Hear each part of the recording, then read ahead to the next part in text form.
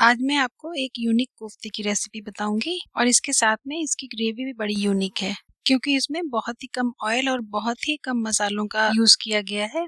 फिर भी ये इतनी ज्यादा टेस्टी है कि मैं तो आपसे यही कहूंगी कि आप इसे खुद बनाइए और टेस्ट करके फिर मुझे बताइए कि ये अनोखे कोफ्ते आपको कैसे लगे। वैसे आप लोग अगर मेरे वीडियोस रेगुलर देखते हैं तो आपको पता ही होगा कि मेरी रेसिपीज में ऑयल और मिर्च मसाले बहुत ही संतुलित मात्रा में रहते हैं, या फिर रेसिपीज में किसी ऐसे इंग्रेडिएंट की जरूरत हो जो हेल्थ के लिए अच्छा नहीं है, तो मेरी पूरी कोशिश ये रहती है कि मैं उसको कोई किसी हेल्दी इंग्रेडिएंट से रिप्लेस कर दूं। जैसे कि आज ही मैंने ये जो केले के कोफ्ते बनाए हैं, इसके लिए मैंने सबसे पहले कच्चे केलों को उबाल लिया और छील लिया। वो प्रोसेस तो सभी जानते हैं, इसलिए मैंने उसका वीडियो नहीं बनाया। अब इन उबले हुए केलों को अच्छी तरह से मैश करना है।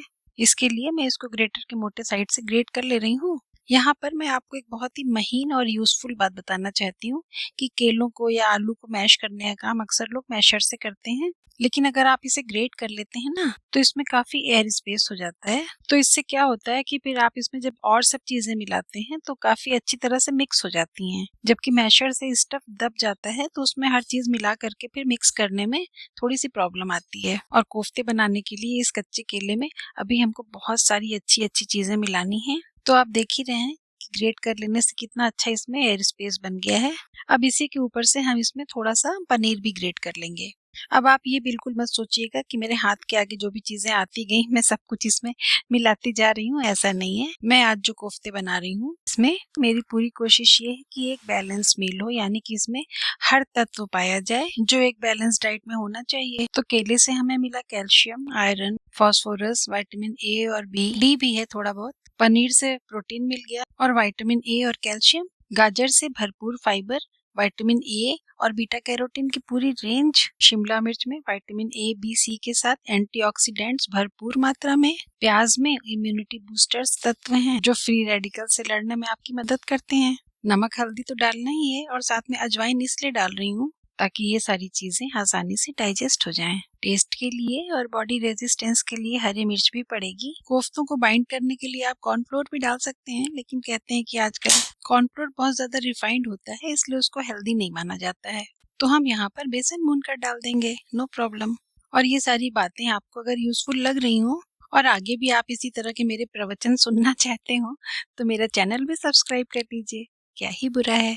इस भुने हुए बेसन से हमको मिलेगा फाइबर, प्रोटीन और साथ में अनाज की गर्माहट।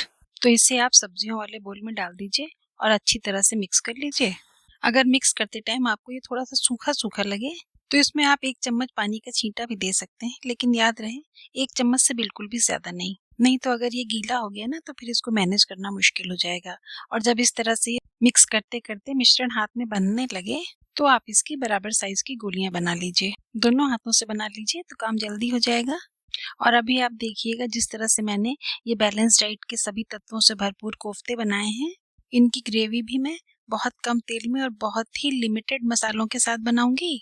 उसमें बहुत सी ऐसी चीजें हैं जो अक्सर कोफ्ते की ग्रेवी में डाली जाती हैं, लेकिन मैं उसको सरासर स्किप करूंगी और आप देखिएगा कि टेस्ट में बिल्कुल भी फर्क आपको पता नहीं चलेगा।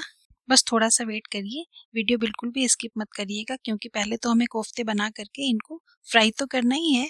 वैसे अगर आप एयर फ्रायर यूज करते हो तो कोफ्तों को कढ़ाई में फ्राई करने के बजाय अगर आप एयर फ्रायर में फ्राई कर लेंगे तो 3-4 चम्मच तेल का कंजम्पशन और भी कम हो जाएगा। खैर एक दिन में टोटल 15 ml तेल खाने के लिए तो डॉक्टर भी कहते हैं, तो इसलिए इतना भी अवॉइड नहीं करना है। बस जरूरत से ज्यादा नहीं खाना चाहिए। तो देखिए हमने कढ़ाई में थोड़ा ही सा तेल डाला है ताकि जला हुआ तेल बहुत ना बचे। कोफ्ते भी आप कम कम डालिएगा और कई बैचेस में तलिएगा। एक साथ ज्यादा कोफ्ते डाल देने से कोफ्ते टूटने लगते हैं क्योंकि उनको पलटने के लिए जगह नहीं बचती है। तो ये गरम तेल उठाकर पहले आप कोफ्ते के ऊपर डाल दीजिए और उसके बाद इन्हें हिलाइए। थोड़े थोड़े फ्राई होने के बाद से ये खुद ही कढ़ाई की तली छोड़ देते हैं। अगर आप जल्दी ही इनको हिलाना डुलाना शुरू कर देंगे तो हो सकता है कि कोफ्ते टूटने लगे। पहले हाई फ्लेम पर तेल गरम कर लीजिएगा, लेकिन कोफ्ते डालने के बाद से फिर मीडियम फ्लेम कर दीजिएगा और आराम आराम से इनको उलट पुलट करके अच्छा सा गुलाबी गुलाबी फ्राई कर लीजिए। इसमें केले तो उबले हुए हैं ही, साथ ही हमने कोई ऐसी चीज डाली नहीं है जिसके कच्चे रह जाने से कोई आपको डाइजेशन में प्रॉब्लम हो। इसलिए मीडियम फ्लेम पर हल्के गुलाबी फ्राई होकर के कोफ्ते जब तैयार हो जाएं तब आप इनको निकाल लीजिए। बहुत ज़्यादा फ्राई कर देंगे तो कोफ्ते कड़े हो जाएंगे, ग्रेवी को अच्छी तरह से सोक नहीं करेंगे तो फिर खाने में मज़ा नहीं आएगा। बस जितना फ्राई किया है इतना काफ़ी है। इसी तरह से कई बैचेस में करके सारे कोफ्ते हम फ्राई कर लेंगे। और कढ़ाई में ये जो लगभग 2 टेबल स्पून ऑयल बचा है, ग्रेवी के लिए इतना ऑयल हमारे लिए काफ़ी है। अगर ज़्यादा बचा होता तो हम इसमें से थोड़ा तेल निकाल देते। हालांकि ये तेल जला हुआ है लेकिन अभी ये बिल्कुल गर्म है, इसलिए हम इसको यूज कर सकते हैं। जला हुआ तेल एक बार जब ठंडा हो जाता है और जब उसको हम फिर से गर्म करते हैं तो उसके फैट सैचुरेटेड हो जाते हैं और फिर वो हेल्थ के लिए बहुत ही ज्यादा हानिकारक होता है। इसलिए हमने इस तेल को ठंडा होने ही नहीं दिया, फ्लेम ऑफ नहीं की और इसमें तड़के के मसाले, थोड़ा सा काजू और कटी हुई प्याज डालकर प्याज को थोड़ा सुनहरा होने तक भून लेंगे। और ये जो प्याज हमने कोफ्ते में डालने के लिए बारीक काटी थी वो भी थोड़ी सी बच गई थी, तो इसलिए उसको भी हम बाद में डाल दे रहे हैं। फिर उसके साथ में लहसुन, अदरक, ये सब डाल करके हम इसको अच्छी तरह से फ्राई कर लेंगे। देखिए ये बारीक कटी हुई प्याज चूंकि बच गई थी इसलिए मैंने इसमें डाल दी है। अगर आपने हिसाब से काटी होगी, बची नहीं होगी, तो अलग से काट के डालने की जरूरत नहीं है।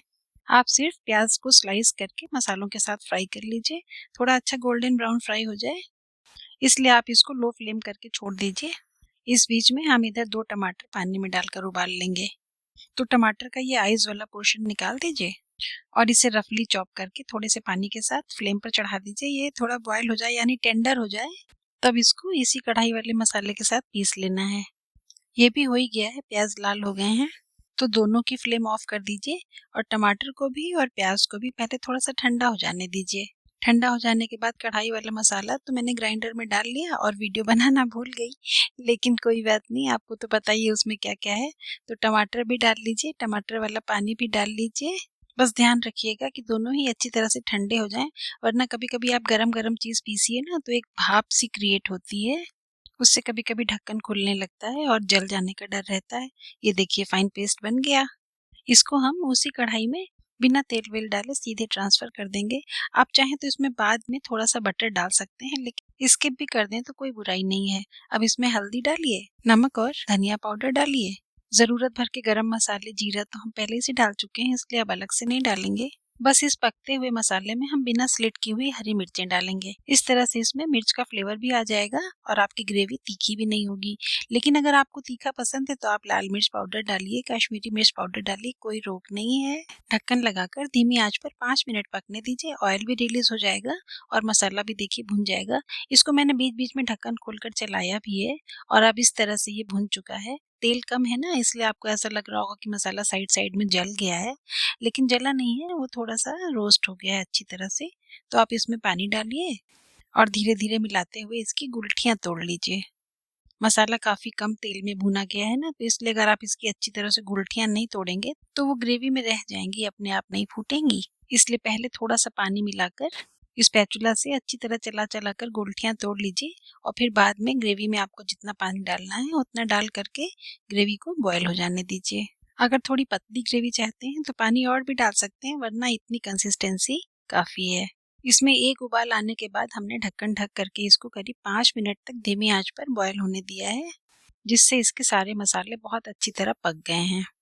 कंसिस्टेंसी अभी आपको थोड़ी पतली लग रही होगी, लेकिन फ्लेम ऑफ करने के बाद ठंडी हो जाने पर ग्रेवी अपने आप थोड़ी थोड़ी गाढ़ी भी होती है। तो बस आपकी ग्रेवी भी बिल्कुल तैयार हो चुकी है। ढक्कन ढक कर फ्लेम को ऑफ कर दीजिए ताकि अरोमा उसी में बना रहे। अब यहाँ पर एक दूसरे बोल में हमने फ्राई किए हुए कोफ्ते रखे हैं, उनके ऊपर आप बिल्कुल गरम गरम ग्रेवी ऊपर से डाल दीजिए। ये अपने आप ही ग्रेवी सोख लेंगे। अब इसे आंच पर चढ़ाने की कोई जरूरत नहीं है। ताज़ी कटी हुई हरी धनिया से गार्निश कीजिए और टेस्ट करके मुझे ज़रूर बताइए कि ये बैलेंस डाइट वाले यूनिक कोफ्ते आपको कैसे लगे। ये बेहद लाइट भी हैं, आप इनको रोटी, पराठे या चावल किसी के भी साथ खाइए, आपको बेहद हल्का फुल्का महसूस होगा। रेसिपी अच्छी लगी हो तो एक लाइक भी कर दीजिए और अपने फ्रेंड्स एंड फैमिली में शेयर भी कर दीजिए। मैं ऐसा ही कुछ अच्छा सा लेकर फिर मिलती हूँ आपसे अपने नेक्स्ट वीडियो में।